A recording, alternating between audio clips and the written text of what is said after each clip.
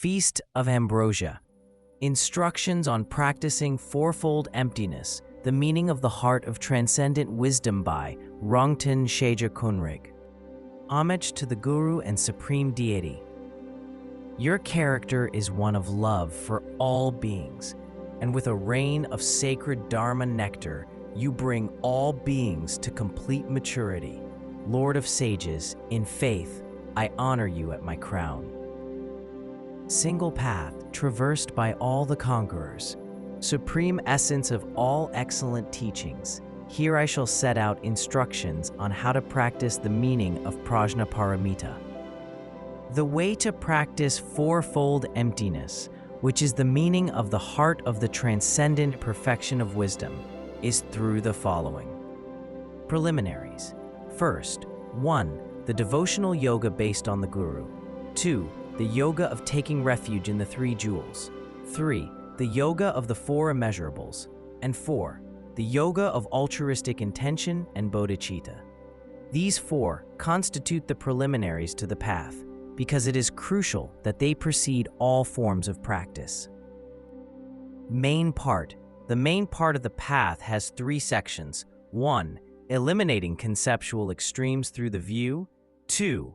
Taking the meaning to heart through meditation. And 3. An explanation of the benefits.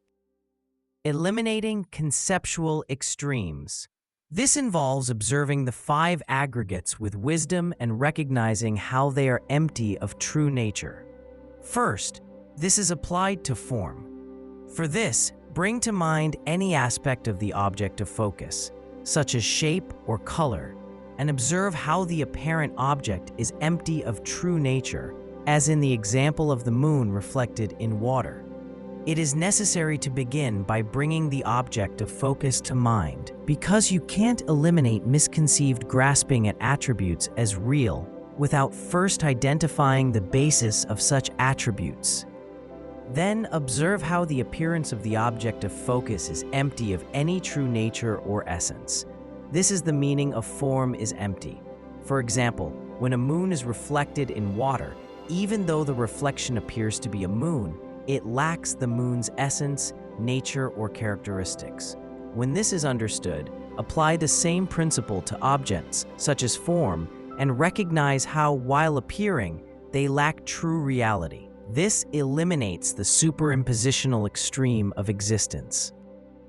The dismissive extreme of non-existence is eliminated by virtue of the fact that while the nature of things is emptiness, there is still manifold appearance. This eliminates the extreme of dismissing them as non-existent and is expressed in the line, emptiness is form. For example, although the reflection is empty of the moon, it still appears as the moon. The need to understand the indivisibility of appearance and emptiness is conveyed in the lines, emptiness is not other than form. Form is not other than emptiness. Although a moon appears in the water, there is no moon. Although there is no moon, there is the appearance of a moon. In the same way, although there is no form, there is appearance as form. Understand that the same principles apply to the remaining aggregates. The 12 sources, 18 elements, 12 links of dependent origination related to thorough affliction, kunas nyon mongs pa, and complete purification, nampar byang ba, the four truths that are the focus of the path, the pristine wisdom of the subject, and the results to be attained are all taught to be empty of nature in the same way. This concludes the explanation of eliminating conceptual extremes. Taking the meaning to heart through meditation. Taking the meaning to heart through meditation means repeatedly familiarizing oneself through samadhi with the point that was realized through the view, how all appearances lack true reality. If the focus is unclear, that is dullness, whereas if the mind does not remain with the focus but drifts elsewhere, that is agitation. Employ the sentinel of vigilance, therefore, to detect any occurrence of either dullness or agitation and immediately dispel them. In addition, if any affliction such as the three poisons should arise, analyze it with the wisdom of discernment, and meditate on the point that there is nothing to be found. Apply the wisdom of discernment to analyze the mind that meditates on emptiness as well, and meditate on how this too is unobserved. Meditating on emptiness as an object is the yoga of not observing the apprehended, while meditating on the non-observance of the subject is the yoga of not observing the apprehender. Continuously bringing these two forms of yoga to mind during the post-meditation is the instruction for enhancement. The post-meditation thus enhances the meditation, and the meditation encourages progress during the post-meditation. This is a key instruction. To put it simply, one meditates on the outward indivisibility of appearance and emptiness, and the inward indivisibility of awareness and emptiness. Explanation of the benefits. The benefits are shown in the lines. Since their minds are unobscured, they have no fear. They transcend error and reach the ultimate nirvana.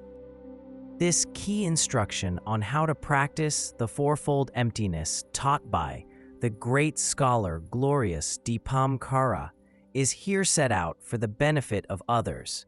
Through any virtue gained by such a fine explanation, may all infinite beings, beginning with my own parents, realize the meaning of the Prajnaparamita and swiftly attain unsurpassable awakening. This instruction on practicing fourfold emptiness, the meaning of the heart of the transcendent perfection of wisdom, was composed by the great Rongtön Sheja Künrig in the monastery of Pal Nalendra. Translated by Adam Piercy, 2022.